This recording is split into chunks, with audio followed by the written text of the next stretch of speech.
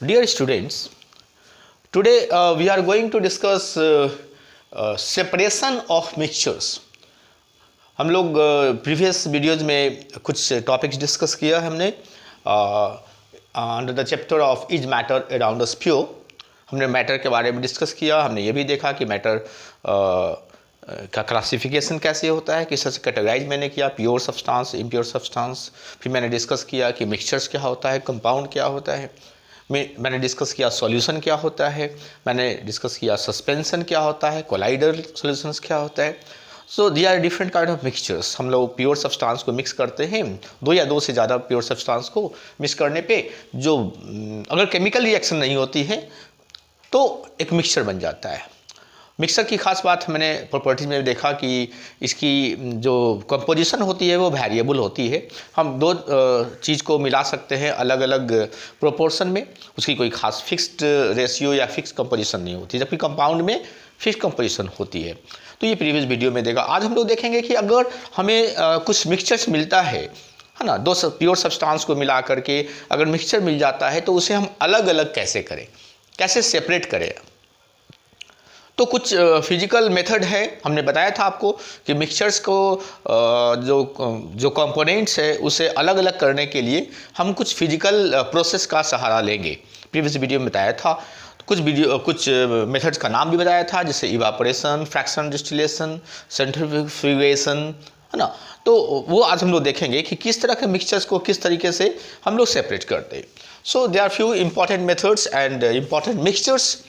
जैसे the first case comes जब हमें अगर इंक हमें मिलता है तो इंक ब्लू हो या ब्लैक इंक हो, तो इंक बनता कैसे है. एक्चुअली इंक में कुछ केमिकल्स होती हैं जिसे हम लोग डाई के नाम से जानते हैं. डाई, तो dye the chemical of ink. तो वो पानी में हम उसे डिजॉल्व कर देते हैं और वो इंक बन जाता है.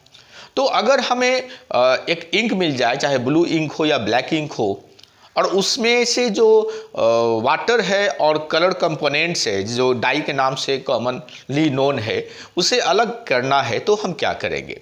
तो हम लोग इवापोरेशन मेथड का सहारा लेंगे.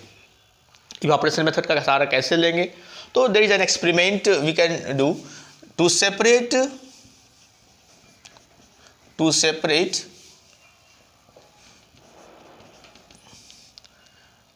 डाई, जो कलर कंपोनेंट होता है, कलर कंपोनेंट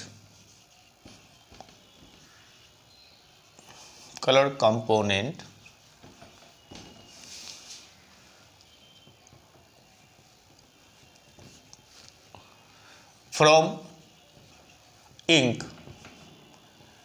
इंक ब्लैक भी हो सकता है, from black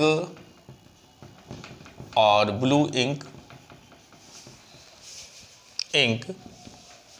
we use evaporation method.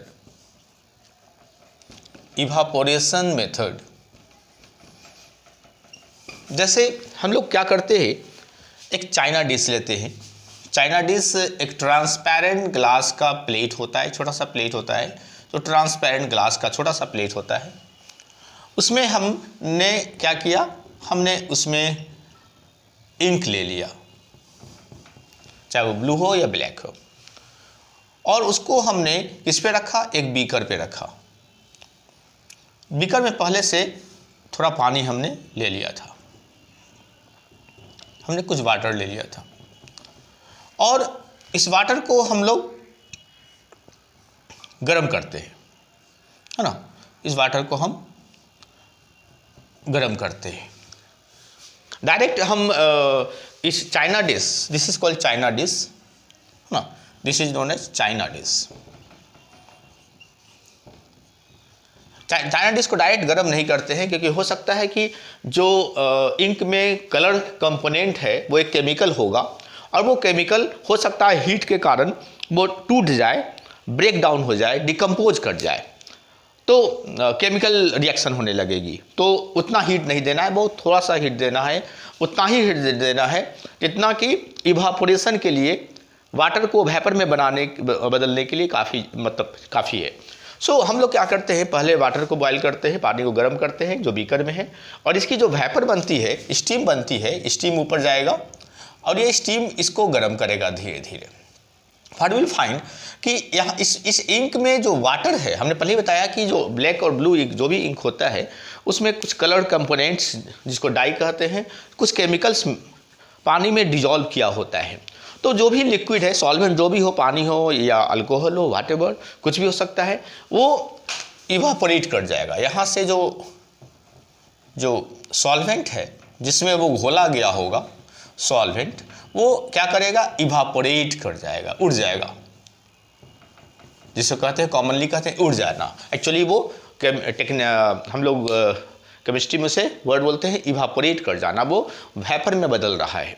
तो थोड़ा सा भी हीट मिलने से इसकी जो सॉल्वेंट है, अगर वो वाटर है तो ये इवापोरेट कर जाएगी। इवापोरेट करने के बाद जो रेस्ट बचेगा, यहाँ पर क्या बच जाएगा, यहाँ पे बच जाएगा डाई। जो हमने घोल रखा था वो बच जाएगा। तो इस तरीके से इवापोरेशन मेथड से क्या किया कि किसी भी ब्लू या ब्लैक जो भी इंक हमें मिलता है उसमें से जो कलर कंपोनेंट है, जो डाई है, वो हमने अलग कर लिया। वो आपका चाइना डिश में रेसिड्यू के रूप में, रेसिड्यू मतलब जो बचा खुचा जो बच जाता है उसे रेसिड्यू कहते हैं, तो उस रेसिड्यू के रूप में यहाँ पे आपको वो बच जाएगा। So this is one method to separate colour components, है ना, components from mixture that is blue और ब्लैक इंक। उसके बाद हमारे पास नेक्स्ट जो मिक्सचर पॉसिबल है वो है कि दूध में से, मिल्क में से हम क्रीम निकाल लेते हैं। आपने देखा होगा कि दूध को अगर हम उसमें से क्रीम निकाल करके, क्रीम से हम लोग बहुत कुछ बना सकते हैं, बटर है या व्हाटएवर घी है, बहुत कुछ हम उससे एक्सट्रैक्ट कर सकते हैं। तो क्रीम, दूध में से क्रीम कैसे निकाला जाए, तो उसके लिए एक मेथड है जिसे कहते हैं सेंट्रीफ्यूगेशन मेथड। सेंट्रीफ्यूगेशन, तो टू सेपरेट फैट्स, क्रीम जो है वो फैट्स का ही एक रूप है। फैट्स फ्रॉम मिल्क में फैट्स होता है ना। फैट्स का जो मॉलिक्यूल्स है वो मिल्क में घुला होता है, आप नज़र नहीं आता है, वो एक्चुअली तरह का कोलॉइड है। हमने पढ़ा है कोलॉइड सॉल्यूशन। तो मिल्क एक तरह का कोलॉइड है जिसमें फैट्स जो है वो डिजॉल्व होता है। तो to separate fats from milk we use centrifugation method. ये मेथड नाम याद रखना है आपको, सेंट्रीफ्यूगेशन मेथड। अभी सेंट्रीफ्यूगेशन मेथड का नाम क्या क्यों पड़ा, व्हाट इज सेंट्रीफ्यूगेशन मेथड, ये आखिर क्या है। एक फोर्स होती है जिसे कहते हैं सेंट्रीफ्यूगल फोर्स, है ना। जब कोई सर्कुलर मोशन में, अगर आप, है ना, किसी भी सर्कुलर मोशन में, सर्कुलर मोशन का मतलब क्या हुआ, आप गोल गोल घूमते हैं, है ना। कोई गाड़ी है या कोई पत्थर को धागे में बांध करके तेजी से उसे गोल गोल घुमाइए, है ना, एक धागे में पत्थर का गोल गोल घुमाइए, तो इस पत्थर पे ये जो बंधा है पत्थर जो गोल गोल घूम रहा है ना, एक पत्थर को धागे में बांध लीजिए, उससे तेजी से गोल गोल घुमाते हैं आप, तो उस पत्थर पे दो फोर्स लगता है। ये सर्किल का सेंटर है, this is centre of the circle, circular path. और ये जो पत्थर है, इस ऑब्जेक्ट पे दो फोर्स लगता है जब वो सर्कुलर मोशन में घूमेगा। एक सेंटर की ओर फोर्स लगता है और एक सेंटर से दूर, ठीक अवे ना, बाहर की ओर लगता है, दो फोर्स लगता है। तो F1 सेंटर की ओर लगा और F2 सेंटर से बाहर की ओर लगा। ये जो F1 है, F1 को जो सेंटर की ओर लगा, F1 किधर लग रहा है, सेंटर की ओर लग रहा है। F2 किधर लग रहा है, सेंटर से बाहर की ओर लग रहा है। F1 फोर्स का नाम होता है सेंट्रीपिटल फोर्स, सेंट्रीपिटल फोर्स। और सेंटर से जो दूर, जो F2 जिसे हमने नाम रखा है, इसे कहते हैं सेंट्रीफ्यूगल फोर्स, सेंट्रीफ्यूगल फोर्स। तो ये फोर्स के बारे में डिटेल हम लोग आगे दूसरे टॉपिक में पढ़ेंगे। अभी आप बस ये जान लो कि कोई भी चीज़ अगर गोल गोल घुमाते हैं, सर्कुलर मोशन में घूमता है, उस पर दो फोर्स एक्ट करती है, एक सेंटर की ओर, एक सेंटर से दूर। सेंटर्स की ओर जो फोर्स लगती है उसे कहते हैं सेंट्रीपिटल फोर्स, और जो सेंटर से दूर लगता है ना, ठीक अपोजिट दिशा में बाहर की ओर लगेगा, उसे कहते हैं सेंट्रीफ्यूगल फोर्स। ये जो मेथड का नाम है सेंट्रीफ्यूगेशन, ये इसी सेंट्रीफ्यूगल फोर्स से बना है। तो अगर हम दूध, आपने देखा होगा आपके पास जो, जिसको मिक्सी कहते हैं ना, मिक्सर कहते हैं, घर में किचन में हम लोग रखते हैं, तो food processors whatever you call it, तो उसमें अगर दूध अगर आप डाल के उसे मिक्सी को ऑन करते हैं, या आप लकड़ी का ना एक सेंट्रीफ्यूग करने के लिए है ना स्टरर होता है, उसे अगर आप तेजी से गोल गोल दूध को घुमाएंगे तो क्या होगा कि दूध में जो फैट्स है, मिल्क में जो फैट्स है, ये मिल्क है आपका, दिस इज योर मिल्क, और मिल्क में ये जो हम डॉट्स बना रहे हैं ये फैट्स को रिप्रेजेंट कर रहे हैं। इस दूध को तेजी से घुमाएंगे, चाहे मिक्सी में घुमाएं या किसी भी हाथ से ही उसे घुमाएं, तो आप देखोगे कि इस पार्टिकल्स पे, जैसे ये गोल गोल घूम रहा है, तो इस पार्टिकल पे एक फोर्स लगेगा बाहर की ओर, जिसे सेंट्रीफ्यूगल फोर्स कहते हैं। बाहर की ओर फोर्स लगने से क्या होगा कि ये मिल्क मिल्क की जो वाटर है, जो भी उसमें कंटेंट है, उससे वो अलग हो जाएगा, उससे एक फोर्स लग के वो दोनों सेपरेट हो जाएगा, और सेपरेट होकर जब जैसे ही सेपरेट होगा, तो चूंकि ये फैट जो होता है वो तो हल्का होता है ना, fats is very lighter, cream हल्का होता है, तो जो हल्का होता है वो अलग होकर के कहाँ चला जाएगा, सब ऊपर, चाहे तो ये किनारे पे आपका जम गया या ऊपर फ्लोट करने लगेगा। तो हम क्या करते हैं कि तेजी से चर्न कहते हैं, चर्नर आपने देखा होगा, हाथ के घर में चर्नर भी होता है, चर्नर है ना, we call it CHURNER, churner. तो चर्नर से चर्न करें या आप मिक्सी में उसे तेजी से घुमाएं, तो ये मिल्क का जो फैट्स है ना, ग्लोबुल्स है ना, वो फैट्स क्या हो जाएगा, उस पर सेंट्रीफ्यूगल फोर्स लगेगी, बाहर की ओर फोर्स लगेगी, और वो मिल्क से उसे अलग कर लिया, खींच के अलग कर लेगा। जैसे ही वो अलग होगा तो ये फैट जो है इकट्ठा होकर के वो चाहे तो किनारे पे जम जाएगा या ऊपर तैरने लगेगा, क्योंकि फैट्स हल्की होती है इसलिए ऊपर तैरने लगता है, और आप ऊपर से फैट्स को किसी स्पून से आप अलग कर लेते हो। तो इस प्रकार व्हाट हैपेंस कि जब हम मिल्क में से फैट्स अलग करना है तो हम उसे तेज़ी से चर्न करते हैं, चर्न मतलब तेज़ी से गोल घुमाते हैं, और चाहे वो जो भी एपरेटस हो, चर्नर भी कहते हैं या व्हाट एवर। एक सेंट्रीफ्यूगेशन मशीन भी आता है, एक मशीन है जिसे कहते हैं सेंट्रीफ्यूगेशन मशीन, उसमें आप कोई चीज़ तेज़ी से गोल गोल घुमा सकते हो। तो सेंट्रीफ्यूगेशन मेथड में क्या होता है कि जो पार्टिकल्स है, जो फैट्स है, उस पर सेंट्रीफ्यूगल फोर्स लगती है, जिससे वो मिल्क से सेपरेट हो जाता है और वो बाहर तैरने लगता है, उसे अलग कर सकते हैं। सो अभी आपने देखा दो मेथड, एक तो इंक से इवापोरेशन मेथड से हम कलर्ड कंपोनेंट अलग कर सकते हैं, और दूध में से अगर हमको फैट्स अलग करना है तो हमने सेंट्रीफ्यूगेशन मेथड का अप्लाई किया। उसके बाद अगला मेथड हम देखेंगे जिसमें टू इमिसिबल लिक्विड्स। इमिसिबल का मतलब होता है जो मिक्स ना हो सके, है ना। मिसिबल एंड इमिसिबल दो वर्ड आपने पढ़ा होगा लोअर क्लासेस में, है ना। इमिसिबल और मिसिबल का मतलब क्या होता है? मिसिबल का मतलब होता है जब दो लिक्विड, और एक चीज़ याद रखना, ये जो वर्ड है मिसिबल और इमिसिबल, ये सिर्फ लिक्विड के लिए अप्लाई होता है। अगर ये सॉलिड के लिए हम लोग सॉल्युबल कहते हैं, इनसॉल्युबल, है ना। जैसे चीनी पानी में घुल जाता है तो हम कहें चीनी पानी में सॉल्युबल है ना। पत्थर को पानी में घोलेंगे तो वो पत्थर पानी में नहीं घुलेगा, तो हम कहेंगे पत्थर इनसॉल्युबल है। और मिसिबल इमिसिबल जो वर्ड यूज करते हैं वो लिक्विड के लिए, जैसे अल्कोहल पानी में हम डिजॉल्व कर सकते हैं तो हम कहेंगे alcohol is miscible in water. लेकिन अगर तेल है, ऑयल है ना, मस्टर्ड ऑयल या कोकोनट ऑयल पानी में डालो तो देखोगे ऊपर, या केरोसिन ऑयल है, ऊपर मिक्स नहीं होगा, वो तैरता रहेगा, कहेंगे वो इमिसिबल है। तो याद रखना, मिसिबल एंड इमिसिबल लिक्विड के लिए यूज होता है, और सॉल्युबल इनसॉल्युबल सॉलिड के लिए इस्तेमाल होता है। तो हम अब अभी देखने जा रहे हैं थर्ड जो मेथड है, to separate two immiscible liquid,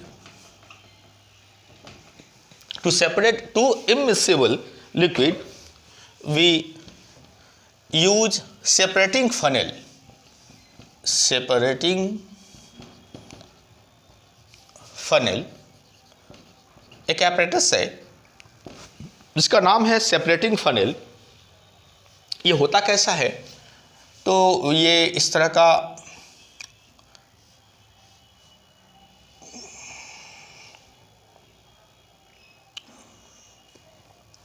थोड़ा सा घड़े के आकार का होता है, ये इस तरह से बना होता है और नीचे जो है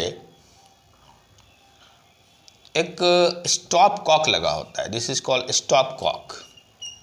स्टॉप कॉक चाबी की तरह होता है स्टॉप कॉक। इसे गोल घुमाएंगे तो खोलेंगे, इसका मुंह बंद हो जाएगा, है ना। तो स्टॉप कॉक होता है। इसके नीचे हमने एक बीकर रख दिया, सपोज हमने बीकर रख दिया और इसमें हमने क्या डाल दिया, टू इमिसिबल लिक्विड, दो ऐसा मिक्सचर जो इमिसिबल है। जैसे क्या हो सकता है, वाटर प्लस केरोसिन ऑयल, है ना, केरोसिन ऑयल। पानी और केरोसिन ऑयल कभी मिक्स नहीं होगा। केरोसिन ऑयल चूंकि लाइटर होता है, हल्का होता है, डेंसिटी इसकी कम होती है, तो हमेशा ये पानी के ऊपर फ्लोट करता रहेगा, तैरता रहेगा। तो आप अगर आप इसमें डाल दो, इस एपरेटस को कहते हैं separating funnel. Separating funnel, okay. इस सेपरेटिंग फनल में अगर आपने डाल दिया है इसको, इस मिक्सचर को डाल दिया है, तो आप देखोगे कि ऊपर जो है एक लेयर बनेगा, नीचे वाटर होगा। वाटर चूंकि भारी होता है, इसकी डेंसिटी ज़्यादा होती है, तो ये नीचे रहेगा। और केरोसिन ऑयल चूंकि इसकी डेंसिटी कम होती है, ये हल्की होती है, केरोसिन ऑयल ये ऊपर रहेगा। याद रखना, केरोसिन ऑयल ऊपर रहेगा, वाटर नीचे रहेगा। हम क्या करते हैं कि इसे सेपरेटिंग फनल में डाल करके हम इसका स्टॉप को खोल देते हैं। खोलेंगे तो चूंकि नीचे पानी नीचे है, तो ये पानी जो है वो ड्रॉप बाय ड्रॉप नीचे जमा होता जाएगा और ये पानी का लेवल नीचे जाता जाएगा। हम इसको वॉच करते, ऑब्जर्व करेंगे। चूंकि ट्रांसपेरेंट ग्लास का बना हुआ है, हम बाहर से इसको देख सकते हैं। जैसे ही ये सारा पानी हम देखेंगे नीचे गिर गया और ये केरोसिन ऑयल यहाँ पहुँच गया, हम स्टॉप कॉक को बंद कर देंगे। तो व्हाट विल हैपन, सारा पानी नीचे बीकर में और केरोसिन ऑयल इसी में रह गया, क्योंकि हमने स्टॉप कॉक को बंद कर दिया। तो इस प्रकार सेपरेटिंग फनल से हम दो इमिसिबल लिक्विड्स को अलग कर सकते हैं, सेपरेट कर सकते हैं। अब उसके बाद फोर्थ सेपरेशन है, वो है सब्लिमेशन मेथड। सब्लिमेशन मेथड किस में अप्लाई किया जाता है? सब्लिमेशन मेथड का अप्लाई तब करेंगे जब मिक्सचर्स में एक ऐसा सब्सटेंस हो जो सब्लिमेट करे। सब्लिमेट मतलब वो जब उसको गर्म करते हैं तो वो सॉलिड से सीधे वेपर बन जाए, लिक्विड नहीं बने। जैसे कौन कौन सा सब्लिमेशन शो करता है एलिमेंट, जैसे to separate ammonium chloride,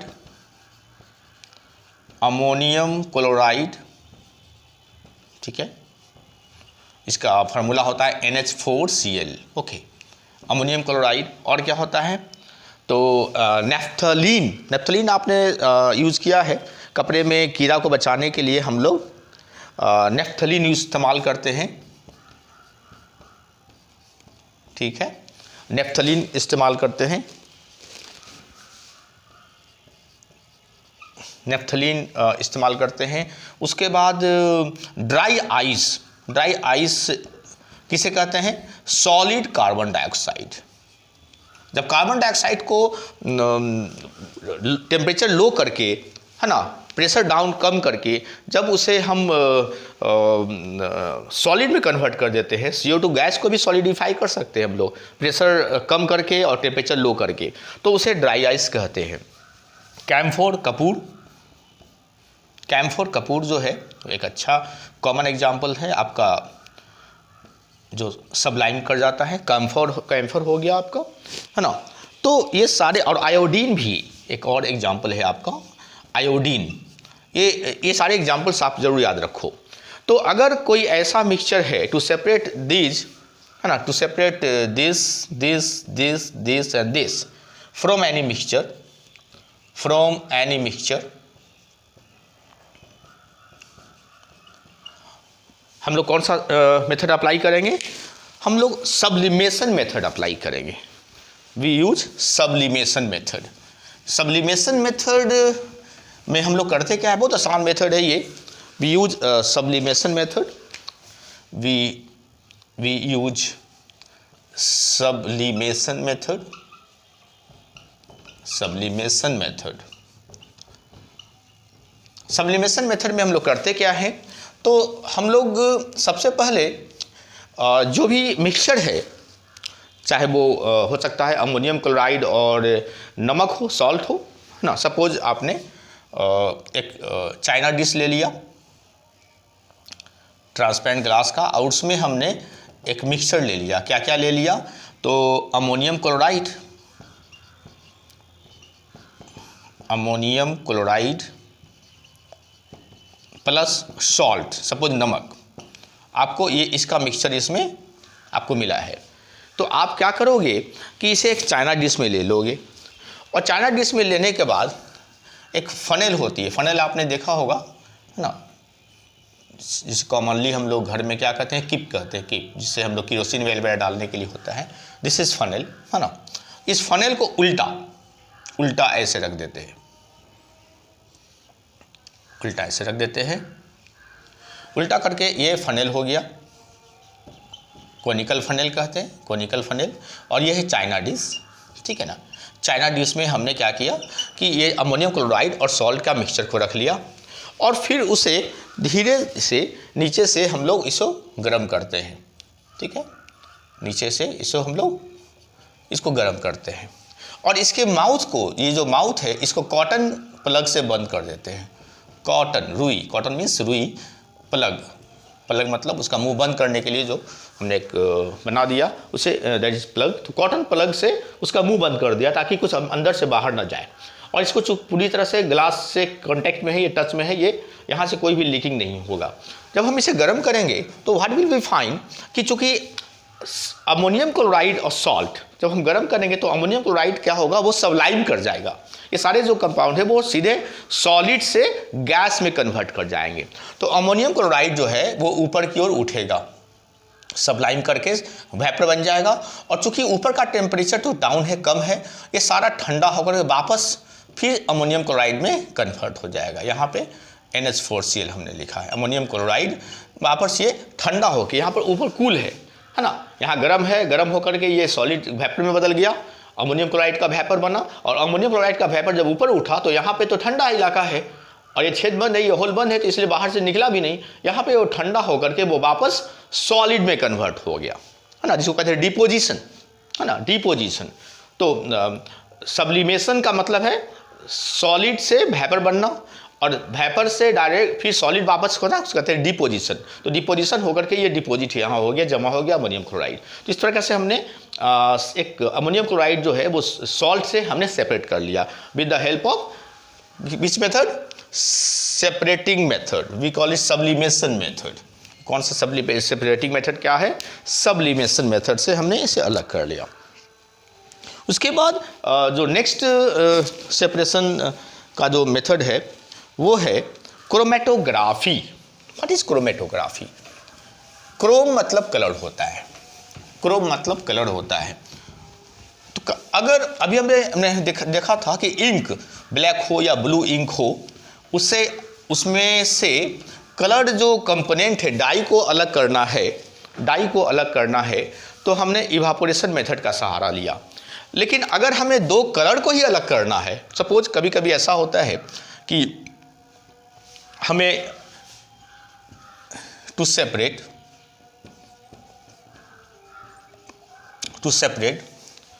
to different dyes, है ना, two different dyes, colour components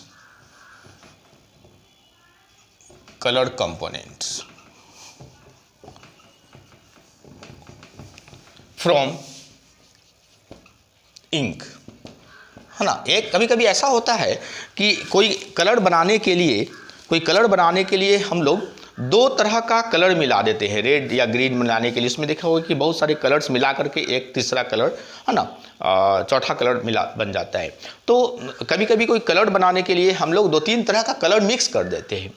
तो वो कभी कभी आप इंक में 2 तरह का कलर कंपोनेंट मिलेगा, 3 तरह का कलर कंपोनेंट मिलेगा। तो वो कलर कंपोनेंट को आपस में कैसे अलग किया जाए, इसके पहले मैंने देखा था कि वाटर को कलर डाई से कैसे अलग किया जाए। लेकिन अगर 2-3 तरह का डाइज मिला हुआ है, 2-3 तरह का कलर मिला हुआ है इंक में, तो उसे आपस में अलग कैसे किया जाए। तो इसे अलग करने के लिए we use chromatography method. Chromatography method. अभी क्रोमेटोग्राफी मेथड क्या होता है, बहुत सिंपल एक्सपेरिमेंट है। एक आप पेपर का स्ट्रिप ले लो, है ना, एक पेपर का स्ट्रिप ले लो, पेपर स्ट्रिप है ना, लंबा सा एक स्ट्रिप ले लो और उसे थोड़ा सा ऊंचा एक पेंसिल से एक लाइन ड्रॉ कर दो। पेंसिल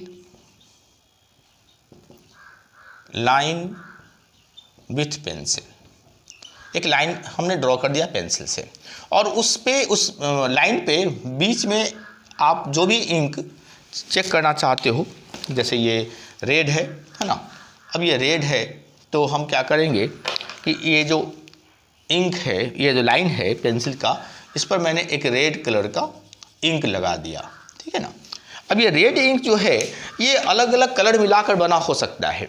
अब हम लोग क्या करेंगे, इस पेपर को हम डिप करेंगे। कहाँ डिप करेंगे, पानी भरे हुए बीकर में डिप करेंगे।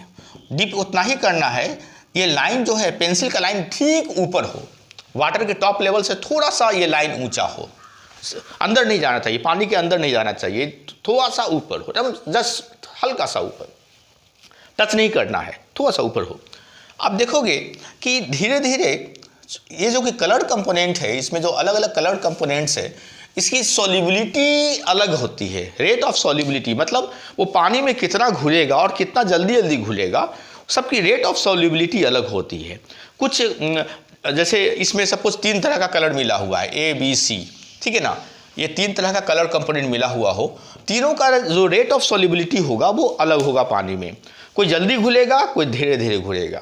आप तो जानते ही हो कि जब पानी को हम इस कागज़ को, पेपर को हम पानी में डुबोएंगे तो ये पानी जो है, पेपर जो है वो फाइबर का बना होता है, फाइबरस होता है, और उसमें छोटी छोटी पतली पतली ट्यूब्स होती है, होल्स होती है ना, ट्यूब्स के आकार का। जैसे आप कोल्ड ड्रिंक पीते हो तो क्या होता है, आप एक छोटी सी स्ट्रॉ होती है, स्ट्रॉ से आप पानी तो कोल्ड ड्रिंक आप खींच लेते हो माउथ में। उसी तरीके से पेपर पर जो सेलुलोज का बना होता है, उसमें छोटी छोटी पोर्स होती है, और उस पोर्स में ये पानी जो है धीरे धीरे वो एब्जॉर्ब करता है, सोखता है। सोखने से ये धीरे धीरे पानी जो है इसको गीला करते करते ये पूरा पेपर गीला हो जाएगा। ये पानी जो है ऊपर राइज करता है, पानी जो है पेपर के ऊपर राइज करेगा। जब राइज करेगा तो इसमें जो 2-3 ABC, सपोज 3 तरह का कलर है डाला हुआ है, तो तीनों पानी में घुलेगा। अगर A जल्दी घुलता है, B लेट से घुलता है, C और लेट से घुलता है, तो आप देखोगे कि इसमें 3 तरह का कलर अलग अलग आपको मिलेगा। एक बहुत ऊंचा जाएगा, एक उससे कम ऊंचा जाएगा, और एक और कम ऊंचा जाएगा। A B C मतलब कि इसका मतलब क्या हुआ, ये 3 कलर अलग अलग, आप देखेंगे 3 अलग अलग कलर का उसमें लाइन बन गया। वो 3 जो बेसिक कलर है वही तीनों कलर मिलाकर के ये बना था। जो ज़्यादा लंबा लाइन है इसका मतलब है उसकी सॉल्युबिलिटी ज़्यादा है, जो कम लंबा लाइन है उसकी सॉल्युबिलिटी कम है। तो अकॉर्डिंग टू सॉल्युबिलिटी जो अलग अलग लेंथ ऑफ आपका कलर मिला, और तीनों का लाइन जो है 3 कलर आपको मिलेगा। इसका मतलब है कि जो कलर जो हमने यूज़ किया है ये हो सकता है कि 3 अलग अलग कलर मिला करके ये बना हो। तो इस तरीके से आपने क्या किया, this method is known as chromatography. और इस मेथड में आपने क्या किया कि किसी भी इंक में कौन कौन से कलर इस्तेमाल किए गए हैं, जिसे कलर डाइज कहते हैं, कलर कंपोनेंट कहते हैं, उसे आपने सेपरेट कर लिया। उसके बाद जो नेक्स्ट मेथड है वो है कि अभी हमने देखा था कि 2 इमिसिबल लिक्विड्स को अलग करने के लिए सेपरेटिंग फनेल का इस्तेमाल करते हैं। लेकिन कभी कभी आपको ऐसा भी लिक्विड मिलेगा, मिक्सचर, जिसमें 2 मिसिबल लिक्विड है। जैसे पानी में अल्कोहल मिला दिया, अब पानी में अल्कोहल मिलाया, अभी तो सेपरेटिंग फनेल में क्या था, केरोसिन ऑयल ऊपर था, क्योंकि वो हल्का होता है, दोनों अलग अलग लेवल था, तो हमने स्टॉप को खोल करके पानी को नीचे गिरने दिया, जैसे ही केरोसिन ऑयल आया रोक दिया। लेकिन अगर ऐसा आपको मिक्सचर मिल जाए लिक्विड का जिसमें दोनों पूरा घुला हुआ है, पानी और अल्कोहल पूरा घुला, आप उसको अलग अलग नजर ही नहीं आएगा। तो to separate to mixable liquids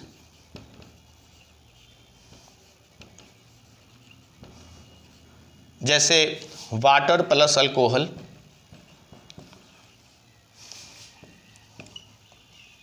या chloroform plus benzene,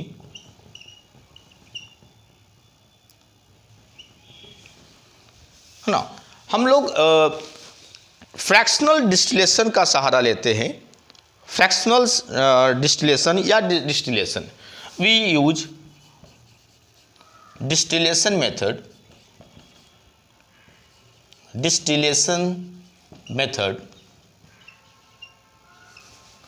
and fractional distillation method।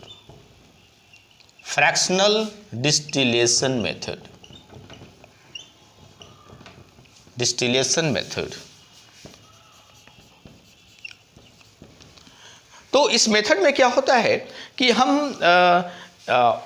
इस मिक्सचर्स को गर्म करते हैं, और ये जो मेथड अप्लाई होता है वो बॉइलिंग पॉइंट पर अप्लाई होता है। अलग अलग वाटर का 100 डिग्री सेल्सियस है बॉइलिंग पॉइंट, अल्कोहल का बहुत कम है ना। तो जब ज़्यादा डिफरेंस हो बॉइलिंग पॉइंट में तो हम लोग डिस्टिलेशन मेथड अप्लाई, सिंपली आप गर्म कर दीजिए, तो आप देखोगे कि जो जिसका बॉइलिंग पॉइंट कम है वो पहले वेपराइज कर जाएगा और ऊपर उठेगा, और उसे हम कूल करके अलग कर लेंगे। और अगर बॉइलिंग पॉइंट का डिफरेंस काफ़ी कम है, जैसे क्लोरोफॉर्म और बेंजीन का बॉइलिंग पॉइंट का डिफरेंस काफ़ी कम है, लगभग 25 डिग्री सेल्सियस से कम अगर है, तो हम डिस्टिलेशन ना यूज करके हम लोग फ्रैक्शनल डिस्टिलेशन मेथड का अप्लाई करते हैं। बस यही दोनों डिफरेंस है दोनों में, ये समझना है कि अगर दो मिक्सेबल लिक्विड्स है तो अगर बॉइलिंग पॉइंट का डिफरेंस 25 डिग्री सेल्सियस ज़्यादा है ना, तो हम डिस्टिलेशन मेथड का सहारा लेंगे, और अगर 25 डिग्री सेल्सियस कम है तो फ्रैक्शनल डिस्टिलेशन का सहारा लेंगे। और डिस्टिलेशन मेथड वैसे ही काम करता है जैसे इवापोरेशन है। जब आप गर्म करोगे तो जैसे अल्कोहल और वाटर को गर्म करोगे, है ना, तो गर्म करोगे तो क्या होगा कि अल्कोहल की बॉइलिंग पॉइंट कम है वाटर से, वाटर 100 डिग्री सेल्सियस पे बॉइल करेगा, अल्कोहल तो देखोगे कि रूम टेम्परेचर पर ही वो हवा में उड़ जाता है, तो उसकी बॉइलिंग पॉइंट काफ़ी कम है ना, रूम टेम्परेचर काफ़ी है उसके लिए। तो अल्कोहल जो है पहले इवापोरेट कर जाएगा, गर्म जैसे थोड़ा सा गर्म करोगे तो अल्कोहल उड़ जाएगा, ऊपर उड़ेगा, तो उसे हम एक ट्यूब के सहारे ला करके उसे ठंडा कर लेते हैं। ठंडा करने के बाद वो वापस अल्कोहल लिक्विड में कन्वर्ट हो जाए, जिसे कहते हैं कंडेंसेशन मेथड। और अगर ऐसा हो कि दोनों का जो बॉइलिंग पॉइंट काफ़ी कम हो, 25 डिग्री सेल्सियस से कम हो, सपोज 10 डिग्री सेल्सियस हो, तो आप गर्म करोगे तो उतना 10 डिग्री सेल्सियस का डिफरेंस में बहुत मुश्किल होगी। तो उस केस में हम लोग एक स्पेशल टेक्निक यूज करते हैं जिसे कहते हैं फ्रैक्शनल डिस्टिलेशन मेथड, है ना। तो इस तरीके से डिफरेंट हमने देखा कि अलग अलग मिक्सचर्स को किस तरीके से हम लोग कौन सा फिजिकल, ये सारे जो मेथड है वो फिजिकल मेथड है। मैंने पहले बताया था कि मिक्सचर्स के कंपोनेंट्स को अलग करने के लिए हम लोग फिजिकल प्रोसेस का सहारा लेंगे। ये जो भी हमने प्रोसेस का नाम लिया है अभी, जैसे क्रोमेटोग्राफी, इवापोरेशन, सब्लिमेशन, है ना, डिस्टिलेशन, है ना, फिल्टरेशन बहुत कॉमन मेथड है। आप तो चाय बनाते हो तो आसानी से आप रोज़ फिल्टरेशन करते हो, मतलब चाय पत्ती को छान लेते हो, दैट कॉल्ड फिल्टरेशन मेथड। तो ये सारे जो मेथड है फिजिकल मेथड्स होते हैं जो मिक्सचर्स के वो कंपोनेंट से अलग अलग करने के लिए हमने सेपरेटिंग फनल का भी इस्तेमाल किया। तो ये सब जो भी टेक्निक हमने अप्लाई किया, दीज आर फिजिकल प्रोसेस। तो इस तरह से हम अगर हमें मिक्सचर्स मिलती है तो मिक्सचर्स को हम लोग उसके क्वालिटी के अनुसार पहले देखेंगे कि आखिर उस मिक्सचर्स में क्या है। अगर सबलाइम करने वाला चीज़ है तो सब्लिमेशन मेथड अप्लाई करेंगे, अगर उसमें पानी है और इसमें कलर डाई है तो इवापोरेशन मेथड का अप्लाई करेंगे, है ना। और अगर इमिसेबल लिक्विड है तो सेपरेटिंग फनल का इस्तेमाल करेंगे। तो according to the nature of colour, according to nature of the components, mixture किस किस चीज़ से बना है, उस कंपोनेंट्स के क्वालिटी, नेचर, प्रॉपर्टी को रीड करके, समझ करके उससे उसके लिए जो एप्लीकेबल मेथड है ना, ये सारे मेथड में से कोई जो भी एप्लीकेबल मेथड है वो हम लोग यूज़ करके मिक्सचर्स के कंपोनेंट्स को अलग कर लेंगे। Okay, thank you.